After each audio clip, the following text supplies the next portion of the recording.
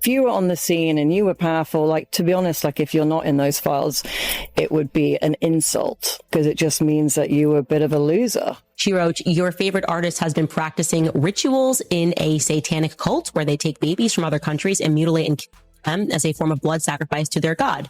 Epstein was possibly about to cooperate with the feds right before he died. Now, Oprah is limited in the context of the files, but there is clear collusion between Oprah and Jeffrey Epstein. How, if you weren't in those files, it was an insult. It meant you were a bit of a loser.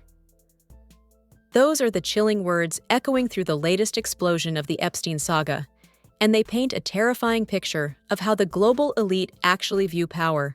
For decades, we've looked up to the icons of media, the billionaires, and the humanitarians as the moral compass of our society. But as the Department of Justice quietly released over 3,000 pages of documents tied to Jeffrey Epstein, a shadow has fallen over one of the most untouchable names in history, Oprah Winfrey. Her name doesn't just appear once. It resurfaces throughout contact records and correspondence, igniting a firestorm of speculation about just how deep these connections went. From the Leadership Academy scandals in South Africa to the dark whispers of rituals and baby farms at Zoro Ranch, the layers of this story are peeling back to reveal something far more unsettling than a simple friendship. You get paid a lot more than that. So how much do you want for it? Let's bid. I bid $500, but I'm prepared to outbid him anyway. Whatever I bid, he's going to outbid me. I bought about $60,000 worth of eggs. Yeah. If you have a portion, that's very valuable.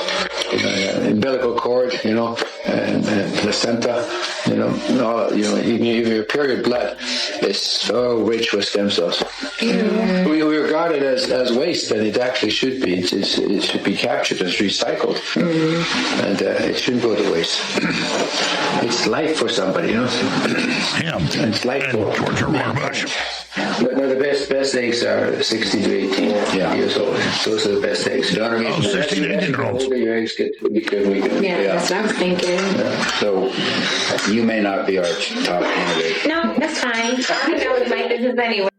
We are looking at a pattern of reputation laundering, high-level collusion, and a Hollywood system that allegedly trades silence for success. Is Oprah truly linked to this dark web? Or is she just a victim of her own proximity to power? Today, we are digging through the files to find out.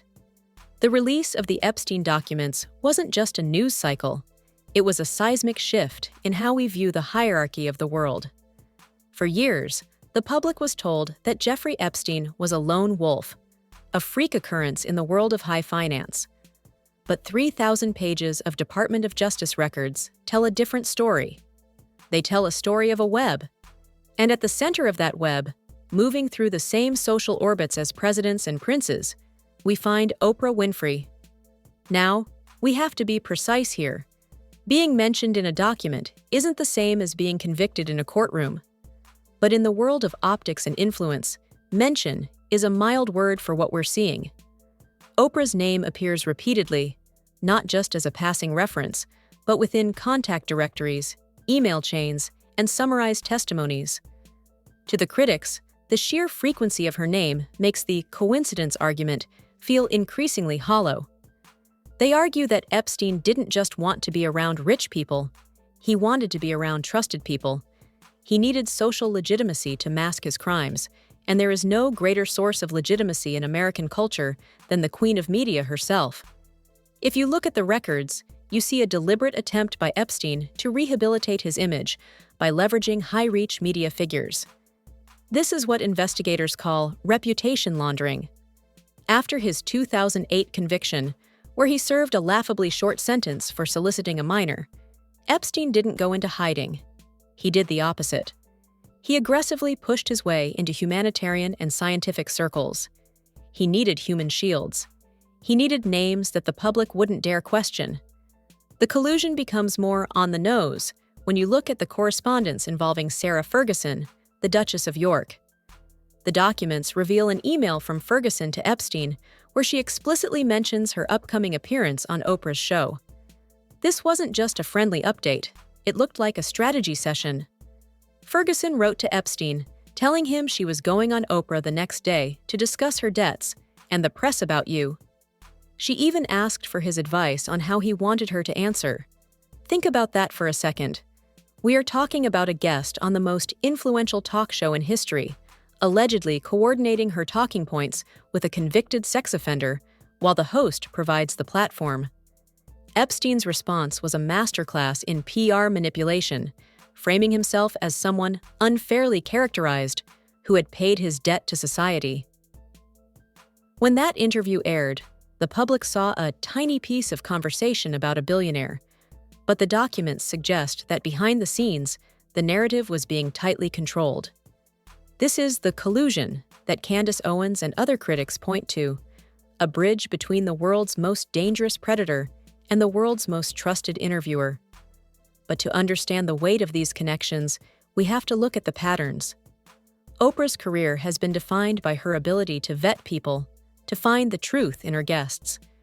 Yet, her history is littered with men who were later exposed as monsters. Harvey Weinstein, R. Kelly, Sean Diddy Combs. At one point or another, they all sat comfortably within her inner circle. Take Harvey Weinstein. For decades, he was the king of Hollywood, and Oprah was his contemporary. There are photos, red carpets, and public praises. After the hashtag #MeToo movement exploded, Singer Seal famously posted a meme of Oprah kissing Weinstein with the caption, "When you've been part of the problem for decades, but suddenly they all think you are the solution." It's a stinging critique. It suggests that in Hollywood, the silent agreement is the price of admission. You see the rumors, you hear the whispers, but as long as the money is flowing and the power is concentrated, everyone looks the other way.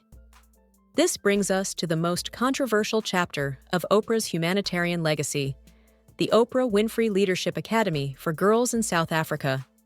Launched in 2007, it was supposed to be her crowning achievement, a $40 million investment in the future of young women. But within months, it became the site of a horrific scandal. A female dorm supervisor, Virginia Makopo, was accused of physically and sexually abusing at least 15 students. When the news broke, Oprah was shaken to the core. She flew to South Africa, met with the girls, and apologized. But the damage to the narrative was done. Critics began to ask, how did a woman who prides herself on being a protector of victims miss the predators in her own backyard? The headmistress at the time even sued Oprah for defamation, claiming that she was being scapegoated to protect Oprah's image. While no evidence ever proved Oprah had personal knowledge of the abuse, the South Africa scandal created a dark parallel to the Epstein allegations. It raised the question of institutional blindness. Whether it's a school in South Africa or a private island in the Caribbean, the pattern remains the same. Powerful institutions create environments where predators can operate under the cover of doing good. And then, there are the whispers that go beyond the court records. In the digital age, the Epstein files have merged with a wider, darker web of celebrity whistleblowing. Names like Nicki Minaj have taken to social media to post cryptic, disturbing allegations about favorite artists, practicing rituals, and satanic cults that involve the exploitation of children. Minaj's timing, often coinciding with the release of Epstein-related news, has fueled a firestorm of theories. She spoke of masters and shedding blood, and while she never named Oprah directly, the internet was quick to connect the dots to the same elite circles that appear in the flight logs and contact lists. This isn't just about a few emails or a few photos, it's about the club. As Candace Owens puts it, the Hollywood hierarchy is built on a foundation that most people can't even imagine. It's a system where success is tied to compliance. If you want the $100 million deal, if you want the legend status, you have to be willing to play by the rules of the gatekeepers. And Jeffrey Epstein was, by all accounts, one of those gatekeepers. He didn't just have money, he had leverage. He obsessed over things like eugenics and designer babies. He hosted dinners with the world's most brilliant scientists and most powerful politicians, discussing things that sound like the plot of a sci-fi horror movie.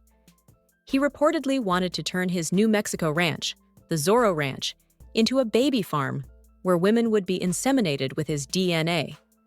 These weren't just the ramblings of a madman. These were business plans discussed with people who have the power to make them happen. When we look at Oprah's name in those files, we aren't just looking at a list of acquaintances. We are looking at the intersections of power.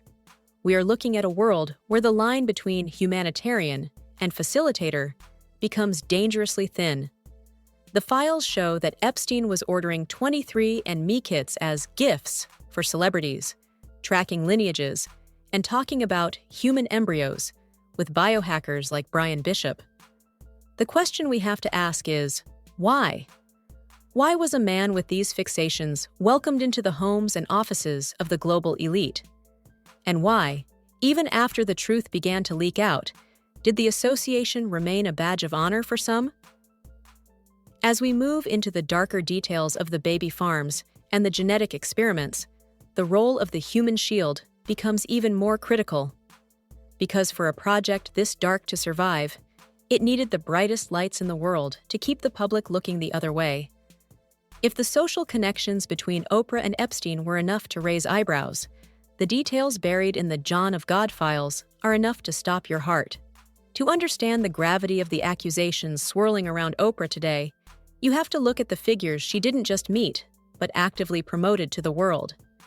Perhaps the most chilling of these is João Teixeira de Faria, known globally as Jon of God. Oprah didn't just interview him. She traveled to Brazil, stood in his healing center, and presented him to her millions of viewers as a miracle worker. But behind that spiritual facade lay a horror story that sounds like a fever dream. When Jon of God was finally arrested, the world learned about an underground layer of human trafficking.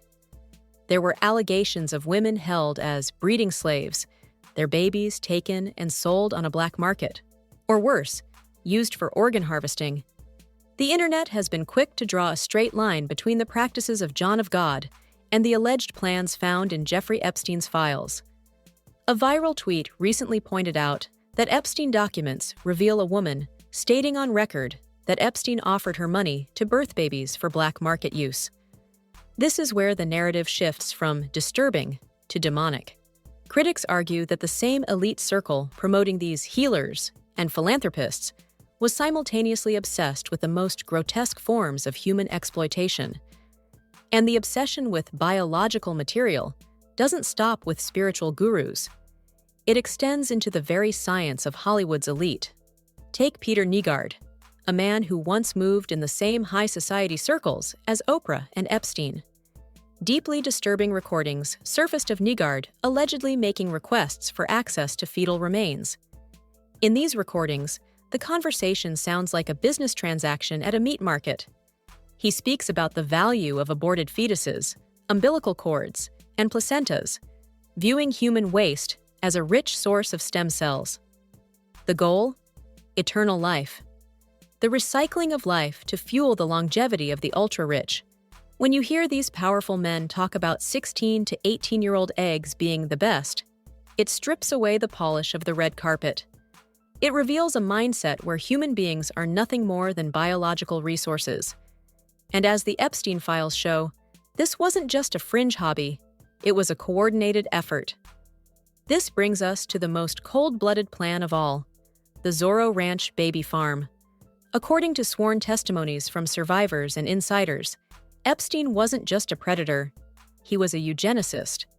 He allegedly spoke openly about turning his 33,000 square foot New Mexico ranch into a controlled site for human engineering. His vision was to have as many as 20 women pregnant at any given time, all carrying his children. But this wasn't about fatherhood, it was about designer babies. The files reveal a trail of emails between Epstein and a biohacker named Brian Bishop. Bishop wasn't a socialite. He was a software engineer and a do-it-yourself designer baby enthusiast. His project aimed to use CRISPR gene editing technology to engineer human embryos for enhanced traits. Higher intelligence, more muscle mass, the perfect human. The emails show Bishop sending decks and proposals to Epstein, asking how serious he was about moving forward with these experiments. This is the part the mainstream media rarely touches. the idea that Epstein's island and his ranches were laboratories for a new kind of genetic aristocracy.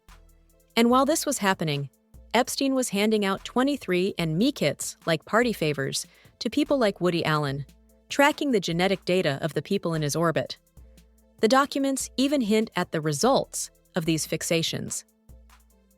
In 2011, Sarah Ferguson, the same woman asking Oprah for PR advice, sent Epstein an email that read, "Congratulations on your baby boy." Another email from billionaire Glenn Dubin mentions twin babies and test tube babies. For years, these messages were dismissed as casual talk about family. But in the context of the designer baby projects and the Zoro Ranch testimonies, they take on a much more sinister tone. Were these literal children, or were they the products of the biohacking projects Epstein was so desperate to fund? This is the dark web of influence that the public is only now starting to see. And it's exactly what Nicki Minaj was warning about in her explosive social media posts. She spoke about favorite artists practicing rituals in satanic cults, where children are taken from other countries and mutilated as forms of blood sacrifice. To a casual observer, it sounds like a conspiracy theory.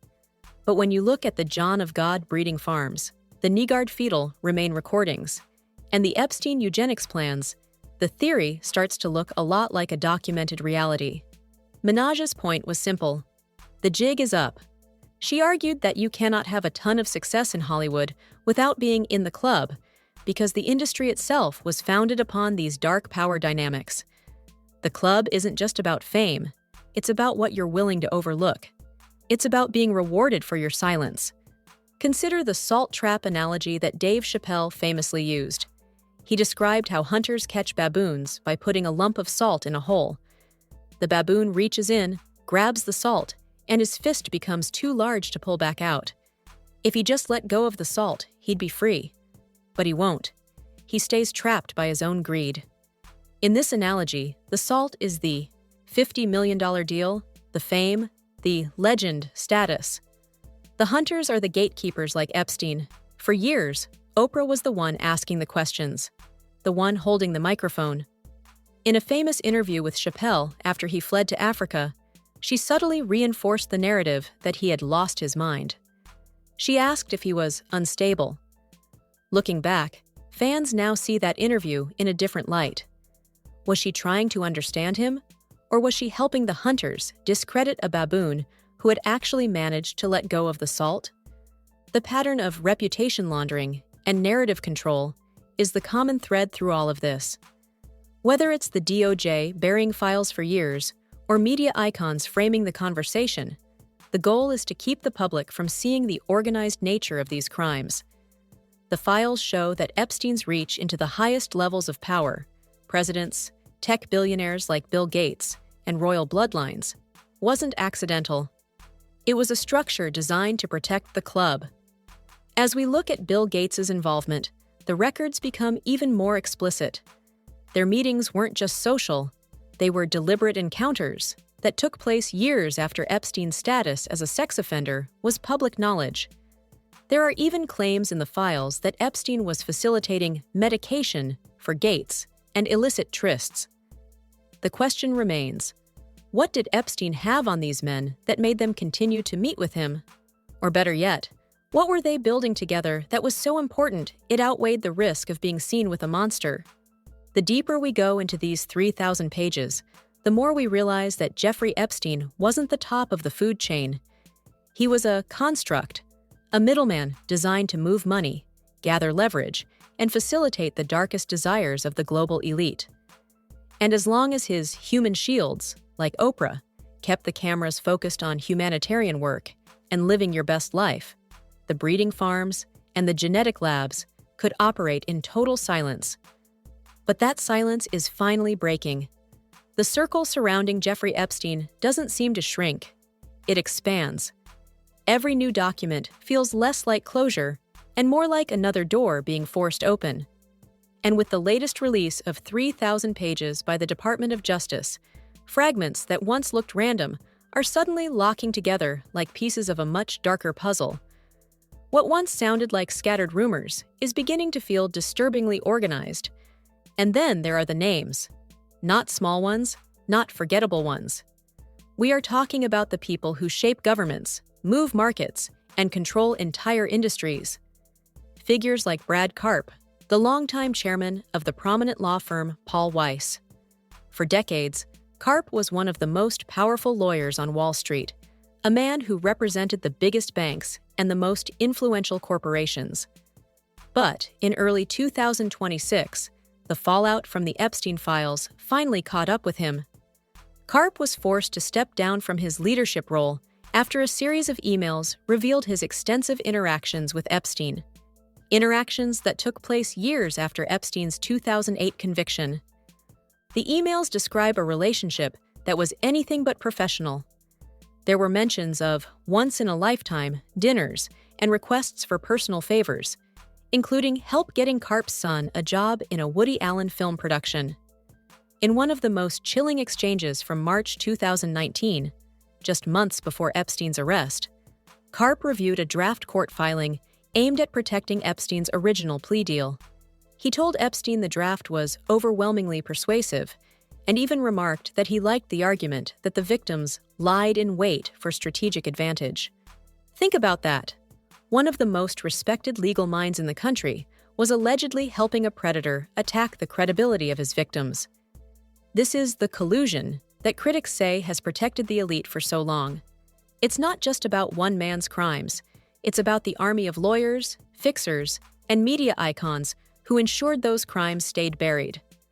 But as the files continue to leak, the human shields are losing their grip. We see names like Bill Gates appearing again and again, with allegations that Epstein was facilitating illicit trysts and medication for him. We see Bill and Hillary Clinton being pressed to testify before House committees. We see Prince Andrew, now stripped of his titles, kneeling in photos that provide no context but speak volumes about the company he kept.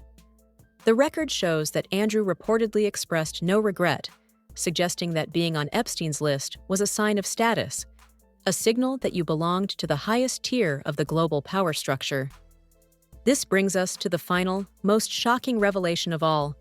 What actually happened in that Manhattan jail cell? For years, the official story was suicide. We were told the cameras malfunctioned, the guards fell asleep, and the broken bones in Epstein's neck were just a freak occurrence. But the latest FBI records, released in early 2026, tell a far more suspicious story. On July 29, 2019, less than 2 weeks before he died, Epstein's lawyers met with federal prosecutors to discuss the possibility of his cooperation. The documents state that while no specific proposal was made, the nature of Epstein's cooperation was the topic of the conversation. In the cold language of the DOJ, Epstein was potentially preparing to accept responsibility and, more importantly, to name names. If Epstein was becoming an informant, he was no longer a member of the club. He was a liability.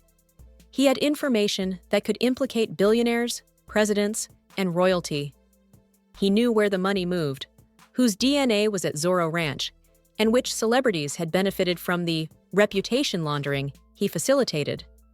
If he talked, the entire system would collapse. And then, suddenly, he was dead. The new records even include video logs that appear to contradict the official accounts. They show a figure in orange, possibly an inmate, moving up the stairs toward Epstein's tier on the night of his death. This contradicts the claims of then Attorney General Bill Barr, who insisted that no one entered that tier. When you combine the broken cameras with the cooperation meetings, the suicide narrative begins to look like a poorly constructed cover story. And where does this leave Oprah? While she has remained largely silent, dismissing the rumors as gossip, the internet hasn't forgotten her proximity to the scene. Critics argue that icons like Oprah are the essential middlemen of the system. By giving people like Jon of God a platform, or by staying silent about friends like Harvey Weinstein and Jeffrey Epstein, they provide the social legitimacy that allows the darkness to flourish. As Candace Owens pointed out, if you were powerful and you weren't in those files, it was considered an insult. It meant you weren't in the club. But now, being in the club has become a death sentence for reputations. From the breeding slaves of Jon of God to the designer babies of Zoro Ranch, the veil is being lifted. The public is no longer satisfied with the polished apologies and the carefully timed humanitarian acts. They want to know why the same names keep surfacing at the scene of the crime. We are told to trust the headlines and the official conclusions. But if justice was truly served, why does this story still feel like it's only just beginning? Why are there millions of pages still being reviewed? And why are more powerful figures stepping down every week? Maybe Epstein was just one man. Or maybe he was a hub, a central node in a network of influence that trades in human lives, genetic material, and the silence of the powerful. The questions are no longer about whether these things happened. They are about how deep the rot goes. Because when the icons we've trusted for decades are revealed to be the very people who helped keep the predators in power, the entire foundation of our culture begins to crumble. The files are open, the names are out, and the jig, as Nicki Minaj said, is finally up. The details surfacing from these latest Epstein files are more than just tabloid fodder. They are a direct challenge to the systems of power we've been told to trust. From the halls of Buckingham Palace to the studios of Hollywood, the same names continue to echo in the shadows of the world's most disturbing crimes. But now that you've seen the evidence, the emails, the cooperation meetings, and the designer baby projects, we want to hear from you. Do you believe icons like Oprah Winfrey and Bill Gates were truly unaware of the darkness they were orbiting? Or was their silence a calculated price for their success? Is the recent fallout for figures like Brad Karp just the tip of the iceberg? Or is the club finally starting to protect itself by cutting its ties? This story is evolving every single day as more of the 3 million pages are analyzed. If you want to stay informed on the updates the mainstream media refuses to cover, make sure to hit that like button and subscribe to the channel. We're digging deep into the files so you don't have to. Drop a comment below with your thoughts on the Zoro Ranch revelations. Do you think the full truth will ever come out? Thanks for watching, and we'll see you in the next investigation.